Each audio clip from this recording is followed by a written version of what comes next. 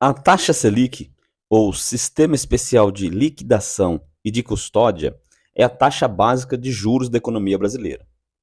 Ela é definida pelo Banco Central do Brasil e desempenha um papel crucial no controle da inflação e no direcionamento da política monetária do país. A função mais conhecida da taxa Selic é a de servir como a taxa básica de juros da economia brasileira. Por ser definida pelo Banco Central e funcionar como uma referência para as demais taxas de juros praticadas no país, a taxa Selic afeta diretamente o custo do crédito, os rendimentos de investimentos e, consequentemente, o comportamento dos agentes econômicos. Então, nesse vídeo, nós vamos entender por que a taxa Selic é uma ferramenta tão importante utilizada pelo governo e também pelo Banco Central para conter a inflação e aumentar a empregabilidade no país.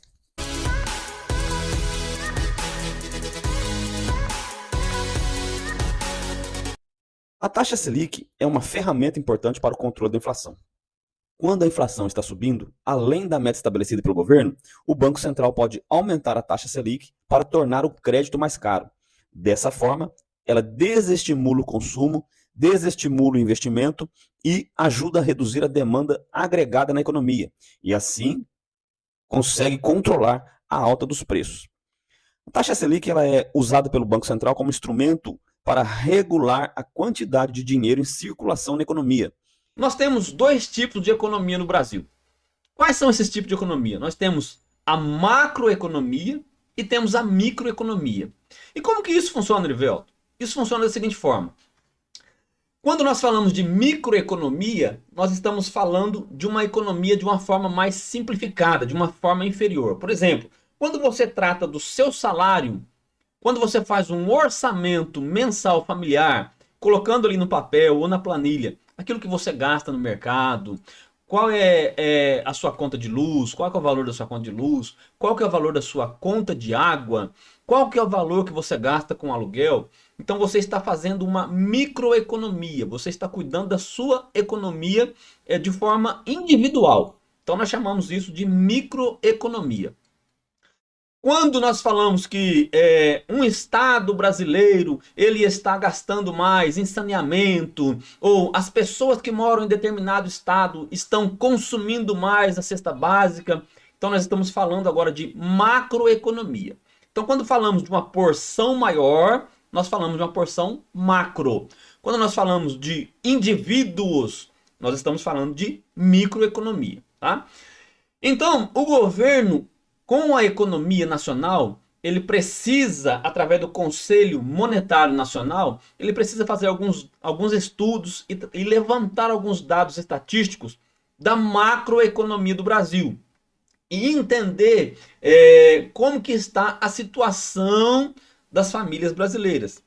Então eles fazem alguns levantamentos e eles observam que através de alguns indicadores as famílias brasileiras elas estão se endividando mais, elas estão gastando mais do que ganham. E isso faz com que as pessoas tenham um poder de compra menor. E é nesse momento então que o Banco Central ele vai agir para que haja um controle dessas famílias no seu orçamento. Como que ele vai agir? Ele vai então, através da Selic, aumentar os juros. E quando os juros aumentam, o poder de compra das famílias diminui. Quando o Banco Central ele eleva a taxa Selic, o que acontece? Os juros aumentam. Quando os juros aumentam, o poder de compra das famílias diminui. Então isso faz com que as famílias passem a gastar menos. Passando a gastar menos, elas começam a ter um controle mais sobre o seu orçamento e se endividam cada vez menos. Por quê? Porque o poder de compra diminui. Quando a taxa Selic sobe, os juros sobem, aí os bancos aumentam os juros, e aí as pessoas elas deixam de fazer empréstimos, as pessoas deixam de fazer financiamentos, e isso faz com que o endividamento brasileiro ele diminua. Então, é por isso que o Banco Central ele utiliza a taxa Selic, tá? Então vamos lá. Quando o Banco Central altera a meta para a taxa Selic, quando ele aumenta a rentabilidade dos títulos indexados a ele, também se alteram. E com isso, o custo captação dos bancos muda. Ou seja, os juros ficam maior, financiamento fica mais elevado, a taxa de empréstimo fica mais elevada e com isso as famílias deixam de pegar empréstimo e deixam de realizar financiamentos. Isso faz com que o poder de compra das pessoas ela seja alterada. Com isso as pessoas se endividam menos. Tá ok? Vocês estão entendendo até aqui? Quando a taxa Selic ela reduz, quando há uma redução da taxa Selic, isso acontece porque a inflação já está em patamares menos elevados, em patamares mais baixos. Ou seja, o seu poder de compra ele aumenta. Então, quando o seu poder de compra ele aumenta, quando a inflação diminui, aí sim os juros podem ser baixados. E quando os juros eles são baixados pelo Banco Central, a economia começa a se elevar ou se aquecer. Aí os bancos eles baixam juros, os financiamentos eles ficam menores, e isso faz com que haja um aquecimento da economia. Tá ok? Então, o Banco Central ele utiliza isso para combater a inflação. Como que a inflação é medida? Existe um indicador chamado IPCA. É o índice de preços ao consumidor amplo, tá? Então, esse índice de preços ao consumidor amplo é a taxa que mede a inflação. Quando a inflação sobe, o governo ele precisa agir e o Banco Central entra fazendo com que a Selic aumente. Isso contém a inflação. Por isso que o Brasil geralmente ele se mantém em taxas elevadas de juros para conter a inflação, até porque a inflação no Brasil ela sempre foi alta, tá ok? Então, quando a inflação ela começa a cair, então o Banco Central ele começa a diminuir a taxa Selic, que é a taxa de juros. Então, quando isso acontece, para que você não se endivide cada vez mais, independente da taxa Selic subir ou cair, independente da inflação ela subir ou ela cair, você precisa começar a trazer o seu orçamento de uma forma melhor. Você precisa começar a gastar melhor o seu dinheiro. Como que eu consigo controlar o meu salário? Como que eu consigo ter um poder maior sobre as minhas finanças? Então você começa a exercer um poder maior sobre as suas finanças quando você começa a controlar as suas finanças de uma forma mais eficaz. E como que nós fazemos isso? Nós fazemos isso através de alguns passos que você deve dar. Quais passos são esses? Quais os passos que eu devo dar para manter a minha saúde financeira? Bom, em primeiro lugar, você precisa criar um orçamento. Pessoal, como nós vivemos aqui no Brasil e a taxa de juros aqui é elevada, para que você exerça um poder maior, um controle maior sobre as suas finanças, sobre os seus rendimentos, sobre o seu salário, você precisa criar um orçamento, você precisa criar esse hábito. Isso precisa fazer parte da sua rotina. Então, o primeiro passo para você dominar melhor a sua finança é criar um orçamento. E aí, como que eu faço isso? Primeiro, eu preciso anotar tudo que eu ganho e tudo que eu gasto. Isso é um orçamento financeiro básico. Pessoal, como que você cria um orçamento? Ah, mas eu domino muito bem o Excel. Então você vai colocar no Excel, você vai abrir lá receitas e despesas. E aí você vai colocar tudo que você ganha como receita e tudo que você gasta como despesa. Com isso você começa a identificar as áreas que você pode economizar e fazer ajustes adequados às suas necessidades. Esse é o primeiro passo. E o segundo passo? O segundo passo, pessoal, é enfrentar os seus problemas de frente. É enfrentar de peito aberto os seus problemas. Todos nós temos dívidas. E com isso nós precisamos encarar as nossas dívidas. Identificar quais são os valores, quais são as taxas de juros e fazer com que as nossas dívidas elas sejam menores. Como? Através da negociação. Você vai entrar em contato com o comércio que você está devendo, você vai entrar em contato com o banco, você vai negociar, mas você vai lidar com as suas dívidas. E isso faz com que você tenha um poder maior sobre o seu salário, sobre as suas finanças, sobre os seus rendimentos. Tá ok? Então, para lidar com as suas dívidas, você precisa colocar as suas dívidas no papel. Olha, o que eu estou devendo de fato? Quais são as minhas dívidas? Será que eu estou devendo banco? Será que eu estou devendo a financeira? Será que eu estou devendo conta de luz, conta de água? O que eu posso fazer para melhorar essa situação? Para melhorar essa situação, você vai ter que encarar de frente e lidar com essa situação. Coloque no papel todas as suas dívidas e comece negociando uma a uma, das maiores para as menores. Tá ok, pessoal? Dessa forma você começa a ter um controle maior do seu salário. Tá bom? Esse é o segundo passo. E o terceiro passo? Terceiro passo, pessoal, é poupar. É muito importante que você crie uma reserva financeira. E nessa fase, eu indico alguns livros que podem mudar a nossa mentalidade, que podem nos ajudar. Por exemplo, nós temos lá Pai Rico e Pai Pobre, que é muito importante. Nós temos o livro lá, O Homem Mais Rico da Babilônia, que vai nos trazer conceitos sobre poupar.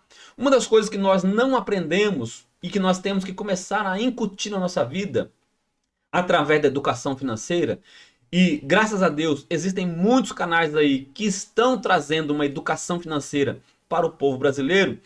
Nós precisamos aprender que nós devemos controlar as nossas finanças através da poupança. Mas não é você colocar o seu dinheiro na poupança, é você começar a poupar o seu dinheiro, é você começar a economizar o seu dinheiro, gastar com inteligência, consumir com inteligência. Então uma das fases que você precisa entender é que você precisa criar uma reserva de emergência. Tá? E para criar uma reserva de emergência, você precisa exercer um controle maior do seu rendimento. Tá bom? Todas as vezes que você receber o seu salário, você precisa tirar uma porcentagem. Começa ali com 5% do seu salário, com 10% do seu salário. E conforme isso for virando um hábito na sua vida, você vai aumentando. Mas é importante que você crie uma reserva financeira. Para que eu preciso dessa reserva financeira? Bom, você não sabe o que pode acontecer no futuro. Você não sabe o que pode acontecer amanhã. Você pode perder o seu emprego. Você pode enfrentar uma doença. A sua família pode precisar de um socorro financeiro. E você não ter aquela reserva naquele momento. E aí, quando você não tem aquela reserva, você parte para o endividamento novamente. Então, pessoal, é muito importante que você crie uma reserva de emergência. Se você está gostando desse vídeo, compartilhe esse vídeo com seus amigos, tá? Não se esqueça de se inscrever no nosso canal, Erivelton Cândido, e você vai aprender um pouco mais sobre finanças de forma simples, tá ok, pessoal? Vamos lá. Continuando aqui nos nossos slides, você precisa criar esse hábito, que é o hábito de poupar, tá bom? Esse é o terceiro passo. E o quarto passo é, depois que você aprendeu a dominar melhor as suas finanças, ou o seu salário, as suas finanças, o seu salário, os seus rendimentos, depois que você começou a lidar com as suas dívidas, depois que você começou a criar o hábito de criar uma reserva de emergência, então agora você vai passar para o quarto passo, que é começar a fazer investimentos. Quando você tiver tudo sob controle, é hora de começar a investir. Tá, Erivelto, como é que eu começo a investir? Bom, existem muitas opções de investimento. Primeiro, você pode investir utilizando até mesmo o Tesouro Selic, tá? Que é renda fixa. Você pode começar a investir através das rendas variáveis, que são ações, que são fundos imobiliários. Só que para isso você precisa já ter as suas finanças sob o seu controle. Bom, antes de começar a investir, você precisa ter as suas finanças já muito bem controladas, tá bom? E aí você vai iniciar no mundo dos investimentos. E para isso, nós vamos te auxiliar, ensinando aqui o passo a passo de como que você se cadastra através de uma corretora, quais os passos para você iniciar os seus investimentos, como que eu posso criar uma carteira de investimentos. Tudo isso nós vamos ensinar vocês nos vídeos a seguir. Tá ok, pessoal? Então siga esses passos que nós já falamos até aqui para que você possa ter um melhor controle dos seus investimentos. E uma coisa importante, pessoal, o quinto passo é aprender sobre educação financeira, tá bom? Então, em resumo, resumindo tudo aqui, claro que as nossas finanças elas podem ser desafiadoras. Controlar o nosso orçamento, ele muitas vezes mexe muito mais com o nosso comportamento do que com o próprio nosso bolso.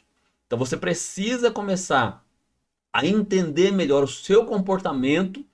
É importante que você aprenda a administrá-las desde o começo. Não tenha medo, pessoal. Não é um bicho de sete cabeças. Você precisa seguir esses passos, tá bom? Entenda sobre educação financeira. Leia os livros. Ah, mas eu estou na situação agora que eu não consigo adquirir livro, não consigo comprar livro. Pessoal, existem vários canais aí de audiobook no YouTube. Você pode ouvir através do YouTube O Homem Mais Rico da Babilônia. Você pode ouvir através do YouTube em audiobook Pai Rico, Pai Pobre. Você pode utilizar através do YouTube Uma Mente Milionária. Então isso vai ajudar você a exercer um melhor controle sobre as suas finanças, tá bom? Existem vários canais aí falando sobre educação financeira. Eu sou mais um entre eles, mas você pode aprender através do YouTube, você pode aprender através de livros, mas é importante que você comece a ter uma educação financeira, a se dedicar a aprender sobre as suas finanças. Conhecimento nunca é demais. Tá ok, pessoal? Então, pegue esses passos, comece a praticar esses passos e entenda que quanto mais você dominar esses passos, melhor vai ser a sua vida e você vai conseguir fugir do endividamento, tá bom?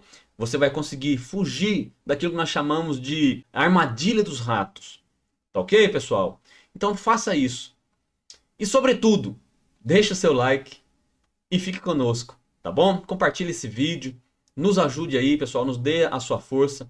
Nós estamos fazendo esses vídeos aí para auxiliar as pessoas no seu caminho financeiro, na sua vida financeira, e você pode nos dar essa forcinha deixando seu like e compartilhando esse canal.